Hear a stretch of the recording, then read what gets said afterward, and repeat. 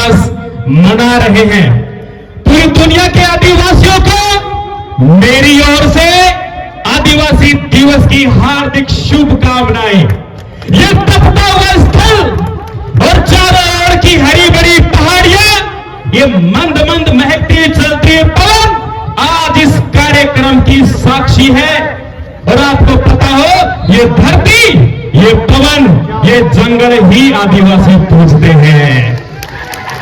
एक बार आदिवासी अपने आप के लिए ताली बजाएंगे और जिस धरती पर बैठे हैं उस धरती को नमन करेंगे, क्योंकि धरती पूजक आप ही माने जाते हैं। आदिवासी अर्थात मूल निवासी, शुरू से प्रारंभ से इस धरती पर निवास करने वाले को ही आदिवासी कहा जाता है।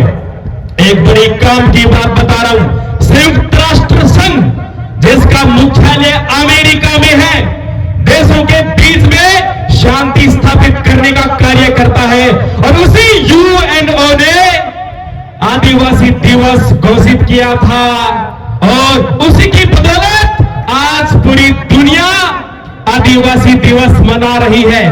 आप जिस धरती पर बैठे हो, ये धरती आदिवासियों के खून पसीने से सींची गई है।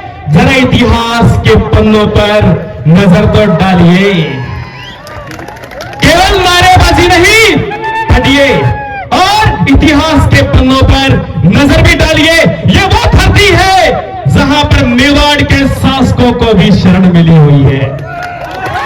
जब मेवाड़ की इज्जत डूब रही थी, जब क्षत्रिय योद्धा आपस की सत्ता की लड़ाई लड़ रहे थे, उस दौरान यहां इसी वागड़ प्रदेश ने मेवाड़ के शासकों को शरण दी थी। यह भी इतिहास के पन्नों पर खंगाल लीजिए। अब मैं मेरे आदिवासी भाइयों को कहना चाहता हूं, आप एक बार मौर्य काल के अंदर अतीत में जाके देखिए। एक चंद्रगुप्त जो आदिवासी था, जंगल का निवासी था, वो पूरे भारत का एक छत्र शासक बना था। आज तो ये भारत क्या है? भारत, पाकिस्तान, अफगानिस्तान, म्यांमार, बांग्लादेश, श्रीलंका सबको मिला दे, उस पूरे प्रदेश का एक छत्र शासन चलाया था और उसके पीछे एक गुरुजी का हाथ था, नाम था चाणक्य।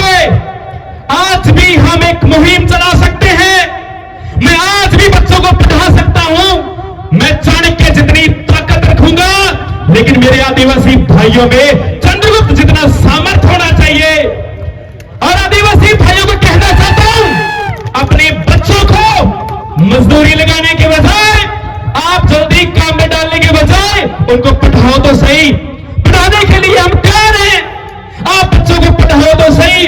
और आपको जान के बड़ी खुशी होगी, आपके इस वागड़ धरा पर और आपके डूंगरपुर में, और सबसे बड़ी बात, राणा पुंजा जी, जिनकी इतिहास के पन्नों पर गौरवशाली इतिहास है, उसी राणा पुंजा सर्किल पर 13 अगस्त यानी 3 दिन बाद में भव्य शुभारंभ होने जा रहा है। गुरुकुल ओपन होने जा रहा है। कोचिंग क्लासेस का नाम मत देना, ये कोई माफिया नहीं आ रहा है यहाँ पर गुरुकुल ओपन होने जा रहा है। और आपको बता दूं, नाम क्या हो सकता है? जोहार। गुरुकुल का नाम है जोहार।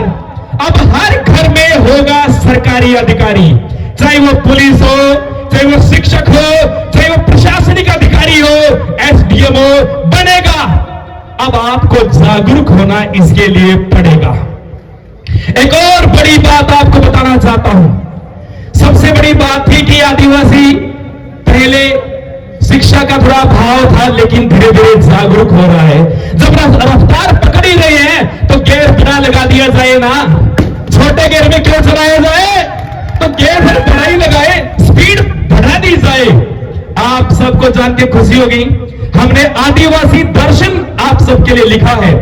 उसमें अवगत कराया गया है कि आपको क्या क्या विशेष अधिकार है। इस धरती पर रहने का अधिकार है, आपको बोलने की स्वतंत्रता है, आपको आवाज उठाने की स्वतंत्रता है, लेकिन हमें हमारे अधिकार पता नहीं है। उन अधिकारों के लिए गोविंद गुरु महाराज ने प्रयास किया और ऐसे कई पूज्य संत हुए जिन्होंने इनके लिए लगातार प्रयास किया। उन्हीं के शब्दों को विशेषाधिकार के रूप में हमने आदिवासी दर्शन लिखा है।